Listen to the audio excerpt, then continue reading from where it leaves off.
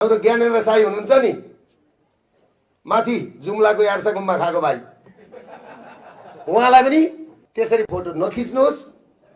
तपाईको पपुलारिटी पनि देखेको छ।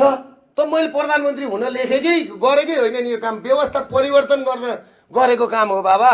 मैले अभियान चलाएको, म अभियानमै रमाएको छु। आवश्यकता पर्यो नेपाली नागरिकको लागि भने म भोलि आवश्यकता पर्यो भने भेरी सबै नागरिकले भन्यो भने लघुवित्त पीडित, सहकारी पीडित, बैंक पीडित, विदेशमा 7,000 जेलमा छन् विदेशीमा आज हाम्रा हुनहारी युवाहरू, ती सबैको आवाज दुर्गा प्रसाई त पार्टी खोलेर अगाडि बढ भनेर भन्यो भने त्यतिखेर बढौँला। तर भएन भने आफ्नो सदन छँदैछ, आफ्नो फुली छँदैछ, आफ्नो लोगो छँदैछ, हो कि हैन? त्यसले गर्दाखेरि तपाईहरुले मलाई बेकुफ सम्झेको होला, नपढेको बेकुफ सम्झेको होला।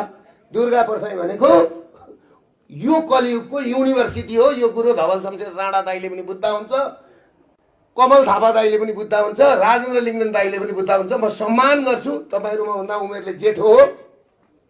हाम्रो ज्ञानेन्द्र साई हुनुहुन्छ नि, माथि जुम्लाको यार्सा गुम्बा खाएको भाइ, उहाँलाई पनि त्यसरी फोटो नखिच्नुहोस्।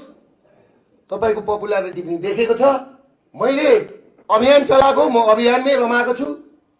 आवश्यकता पर्यो नेपाली नागरिकको लागि भने म भोलि आवश्यकता पर्यो भने भेरी सबै नागरिकले भन्यो भने लघुवित्त पीडित, सहकारी पीडित, बैंक पीडित, विदेशमा 7,000 जेलमा छन् विदेशीमा आज हाम्रा हुनहारी युवाहरू, ती सबैको आवाज दुर्गा प्रसाई त पार्टी खोलेर अगाडि बढ भनेर भन्यो भने त्यतिखेर बढौँला।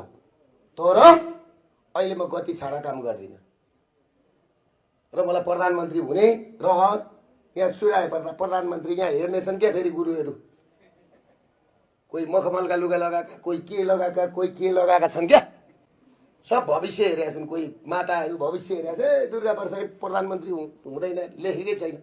त मैले प्रधानमन्त्री हुन लेखेकै गरेकै होइन नि, यो काम व्यवस्था परिवर्तन गर्न गरेको काम हो बाबा। म प्रधानमन्त्री हुने लायकको मान्छे